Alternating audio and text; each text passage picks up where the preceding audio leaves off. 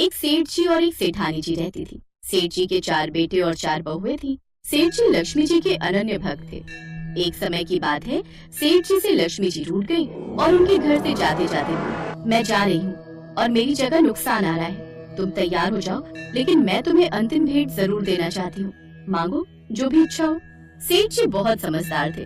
उन्होंने माता लक्ष्मी से विनती करी, माता नुकसान आए तो आने दो, लेकिन उससे कहना कि मेरे परिवार में आपसी प्रेम बना रहे, बस मेरी यही इच्छा है। लक्ष्मी जी ने तथास्तु कहा और वो अंतर ध्यान हो गए। कुछ दिनों के बाद सेठ जी की सबसे छोटी बहू खिचड़ी बना रही थी। उसने नमक आदि डाला और अन्य काम करने लगी। तब दूसरे लड़के की बहू आई और उसने भी बिना चखे खिचड़ी में नमक डाला और वहाँ से चली गई। इसी प्रकार तीसरी और चौथी बहू आई और नमक डालकर चली गई। इसी प्रकार सेठानी जी भी आई और नमक डालकर चली गई। शाम को जब सेठ जी आए और सबसे पहले खाना खाने बैठे, तो पहला निवाला, नमक तो बहुत ज्यादा है, लेकिन वो समझ गए कि नुकसान आ चुका है। उन्होंने चुपचाप खिचड़ी खाई और अंदर चले गए। सेठ जी के बाद बड़े बेटे का नंबर आया। उसने पहला निवाला मुंह में लिया और पूछा, पिताजी ने खाना खा लिया क्या? सभी ने उत्तर दिया, हाँ खा लिया। बड़े बेटे ने पुनः पूछा, क्या कहा उन्होंने? सभी ने उत्तर दिया, कुछ नहीं बोले। अब लड़के ने सोचा, जब पिताजी ही कुछ नहीं बोले तो मैं चुपचाप खा लेगा। के अन्य सदस्य एक एक कर आए और खाना खाने बैठे। पहले वाले के बारे में पूछते और चुपचाप खाना खाकर चले जाते। रात को जब सेठ जी सो रहे थे तो उनके सपने में नुकसान आया और बोला, मैं जा रहा हूँ। सेठ जी ने पूछा, क्यों, क्या हुआ? तब नुकसान कहता है, आप लोग 1 किलो तो नमक खा गए, लेकिन बिल्कुल भी झगड़ा नहीं हुआ। मेरा अब यहाँ कोई काम नहीं है। झगड़ा और कमजोरी हानि और नुकसान की पहचान है। जहाँ प्रेम है वहाँ लक्ष्मी जी का वास है। ऐसा कहकर नुकसान सेठ जी के घर से चला गया और लक्ष्मी जी सेठ जी के घर में आकर पुनः विराजमान हुए। नारायण नारायण, पूरा स्वर्गलोक दीपक की रोशनी से जगमगा रहा है। कितना सुंदर वातावरण है। प्रणाम देवी लक्ष्मी। प्रणाम देवर्षि नारद। भगवान गणेश, भगवान कुबेर सहित सभी देवी देवता आज दीपावली का त्योहार मना रहे हैं। मेरा तो मन ये सब देखकर अति उत्साहित है। देवी लक्ष्मी, ये देखिए पृथ्वीवासी कितने ढेरों मिष्ठान आपको भोग लगा रहे हैं।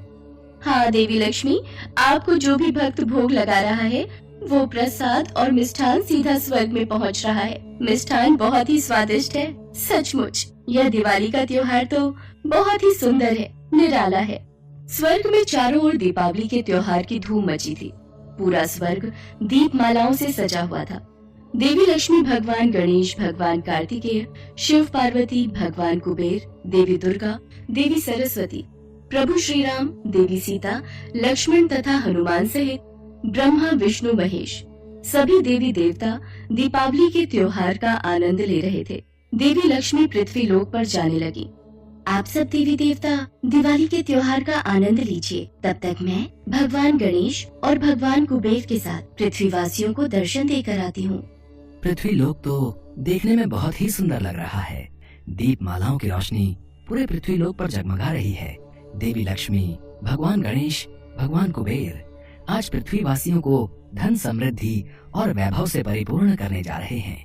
अब देखना ये है कि इसके पश्चात देवी लक्ष्मी, भगवान गणेश और भगवान कुबेर तीनों पृथ्वी लोक के भ्रमण के लिए और भक्तों को दर्शन देने के लिए चल पड़े। भगवान गणेश, भगवान कुबेर, हम तीनों अब रूप बदल लेते हैं ताकि हम अपने भक्तों की परीक्षा ले सकें। जो आज्ञा देवी लक्ष्मी। पर आखिर हम कहाँ जाने वाले हैं देवी लक्ष्मी?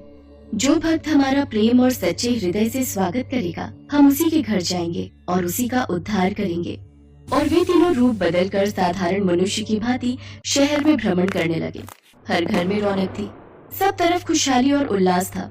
धन वैभव से परिपूर्ण लोग दीपावली के त्योहार का आनंद ले रहे थे। एक घर में देवी लक्ष्मी का पूजन हो रहा था। आरती की आवाज देवी लक्ष्मी के कानों में पड़ी। ढेरों पकवान पूजा में रखे हुए थे। देवी लक्ष्मी ने उस घर का द्वार खटखटाया। सुनो जी, ये गुलाब जामुन, रसगुल्ले, बर्फी, पेड़ा देवी लक्ष्मी को भोग लगाओ ताकि वो खुश होकर हमें खूब धनवान करें और रात को हमारे घर आए। कहते हैं उन्हें अच्छे से खुश करो, उन्हें भोग आदि लगाओ तो वो दिवाली की रात को हमारे घर जरूर आती हैं। बहन, बहुत भूख लगी है, कुछ खाने को मिलेगा? हम तीनों कई दिन के भूखे हैं। आज दिवाली का त्योहार है पर हमारे पास पैसे नहीं है। कुछ मदद मिल जाती तो बड़ी कृपा होती। अरे भाग्यवान, ये तुमने दरवाजा खुला क्यों छोड़ दिया है? तुम्हें पता है ना आज दिवाली है, तो ये भीख मांगने वाले ऐसे ही तंग करेंगे। अरे दिवाली के दिन दरवाजे बंद नहीं करते, इसी वजह से मैंने खुला छोड़ा था। अब मुझे क्या पता था ये भिखारी पूरी पकवान देखकर मांगने चले आएंगे। चलो जाओ यहाँ से, पता नहीं कहाँ कहाँ से आ जाते हैं। हमारे पास कोई धन के भंडार नहीं भरे हुए जो हम तुम गरीबों को बांटते फिरे। चलो जी, लक्ष्मी जी की आरती करो और लक्ष्मी, गणेश और भगवान कुबेर को भोग लगाओ। मैंने दरवाजा बंद कर दिया है। लक्ष्मी, गणेश और कुबेर तीनों मुस्कुरा देते हैं और वहां से चले जाते हैं। शायद उन सेठ सेठानी का आज उद्धार नहीं होना था। देवी लक्ष्मी तो उनकी परीक्षा ले रही थी। कहते हैं गरीबों की मदद करने वाला भगवान को प्रिय होता है।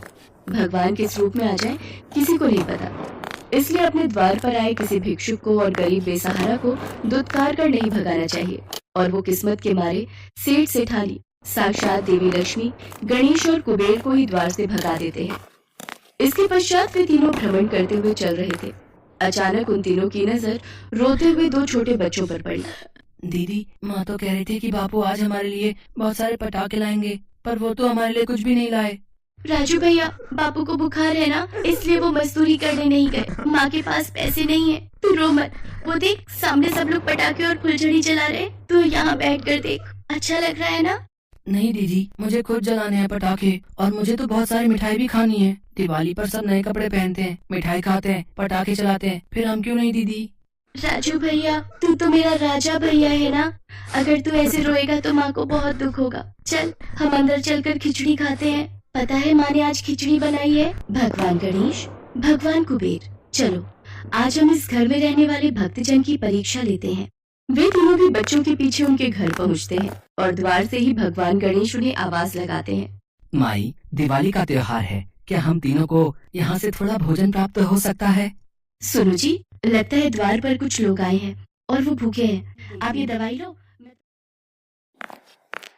हाँ हाँ, आज तो दिवाली का त्योहार है, आप लोग भूखे नहीं रहेंगे। मैंने खिचड़ी बनाई है और अभी पूजन में भोग लगाने ही जा रही थी। आप कुछ देर विश्राम कीजिए, मैं दिवाली का पूजन कर लूं, फिर आपको खिचड़ी का प्रसाद खाने के लिए दूंगी। हाँ बहन, कोई बात नहीं, तुम पूजन और आरती कर लो, तब तक हम तीनों यहीं बैठे हैं। सुमित्रा, उसके पति और दोनों बच्चे माँ लक्ष्मी, भगवान गणेश, भगवान कुबेर और सभी देवी देवताओं की मन से आरती और पूजन करते हैं। प्रभु की लीला भी कितनी न्यारी है। आज साक्षात तीनों देवी देवता उस पूजन में वहां बैठे हुए थे। उसके पश्चात सुमित्रा खिचड़ी का भोग लगाकर उन तीनों को खाने के लिए खिचड़ी देती है। क्षमा करना अतिथि देव, आज प्रसाद में सिर्फ खिचड़ी ही भोग लगा पाई। क्या करूं, मेरे पति की तबीयत कुछ दिनों से ठीक नहीं है, इसलिए वो मजदूरी पर नहीं जा सके। मैं तो दिवाली पूजन में देवी देवताओं को लड्डू मिष्ठान का भोग भी नहीं लगा सकी। सुमित्रा की आंखें आंसुओं से भर जाती हैं। देखते ही देखते तीनों देवी देवता अपने रूप में आ जाते हैं। अपने सामने साक्षात देवी लक्ष्मी, भगवान गणेश और भगवान कुबेर को देखकर सुमित्रा और उसका पति चौंक जाते हैं। सुमित्रा, तुम ही तो चाहती थी कि आज हम तुम्हारे घर खिचड़ी का भोग खाने के लिए आए। देखो, तुम्हारा खिचड़ी का प्रसाद स्वर्ग में सभी देवी देवता प्रेम पूर्वक ग्रहण कर रहे हैं। और वास्तव में सुमित्रा का भोग लगाया खिचड़ी का प्रसाद स्वर्ग में सभी देवी देवता भी आनंद पूर्वक खा रहे थे। सुमित्रा, तुमने प्रेम पूर्वक हम तीनों का स्वागत किया है, इसलिए हम तुम्हारे घर से ऐसे नहीं लौटेंगे। उसी पल तीनों देवी देवताओं ने अपने हाथ आगे किए और उनके हाथों में से सोने के सिक्के गिरने प्रारंभ हो गए। देखते ही देखते सुमित्रा की झोली सोने के सिक्कों से भर गई। धन के भंडार भरने वाली देवी लक्ष्मी, रिद्धि सिद्धि के दाता, वैभव देने वाले गणेश और धन समृद्धि देने वाले कुबेर आज उस गरीब की कुटिया में खड़े थे। सुमित्रा की खुशी का ठिकाना नहीं, सब कुछ था। उसके परिवार की दिवाली खुशियों में बदल गई थी। स्वर्ग लोक के देवी देवता भी आज उन देवी देवताओं पर फूलों की वर्षा कर रहे